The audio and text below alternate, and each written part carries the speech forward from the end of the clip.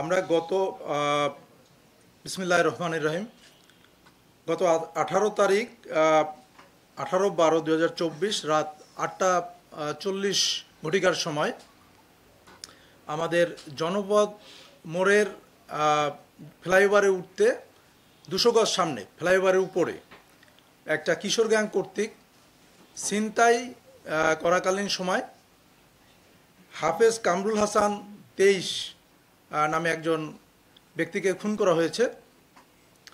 তো ঘটনাটা ছিল এরকমের যে হাফেজ কামরুল হাসান উনি ওনার বন্ধুদের সাথে সাজেক যাওয়ার উদ্দেশ্যে বাসা থেকে রায়েরবাগ থেকে বাসে করে আসছিলেন এবং তিনি ফ্লাইওভারের উপরে নেমে তারপরে জনপদ মোড়ের যে ফ্লাইওভার উঠতে উনি ওই পথ দিয়ে নামার চেষ্টা করছিলেন এবং ওইটা নামার আগে 200 গজ সামনে 5 জন কিশোর, তারা হলো শাকিল, মোহাম্মদ আশরাফ, রোহান, শিফাত এবং আপন।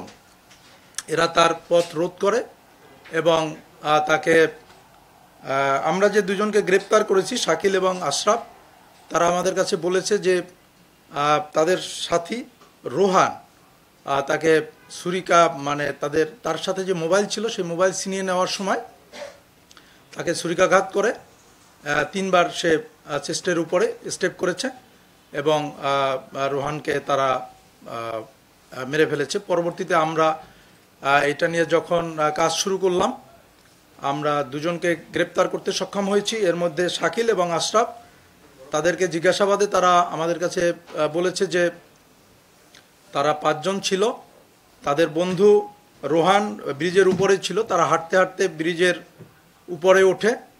এই আশরাফ, শাকিল, শিফাত এবং আপন এবং এই যে রোহানের সাথে দেখা হয় এবং ওই ব্যক্তি যখন আমাদের ডিসিস্ট তিনি যখন ফ্লাইওভার থেকে জনপদ মোড়ের দিকে নামছিলেন সেই সময় তার কাছে একটা মোবাইল ছিল, মোবাইলে সম্ভবত তিনি কথা বলছিলেন, তো যার জন্য তারা সেই মোবাইলটা ছিনিয়ে নেওয়ার চেষ্টা করে।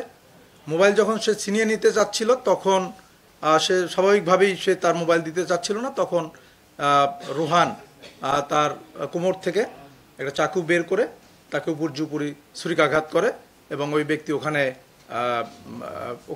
আহত হয়ে পড়ে থাকে। তখন এক ব্যক্তি তাকে নিয়ে প্রথমে ইসলামিয়া হাসপাতাল এবং পরবর্তীতে রায়েরবাগে হাসপাতালে রায়েরবাগ মেডিকেল কলেজে ওখানে নিয়ে যায়, না মুগদা মেডিকেল কলেজে নিয়ে যায়। মুগদা মেডিকেল কলেজে ওখানে তিনি ইন্তেকাল করেন। পরবর্তীতে আমরা এই দুজনকে আসলে গ্রেপ্তার করতে সক্ষম হয়েছে এবং তারা আমাদের কাছে ঘটনাটা স্বীকার করেছে যে তারা এই ঘটনা ঘটিয়েছে।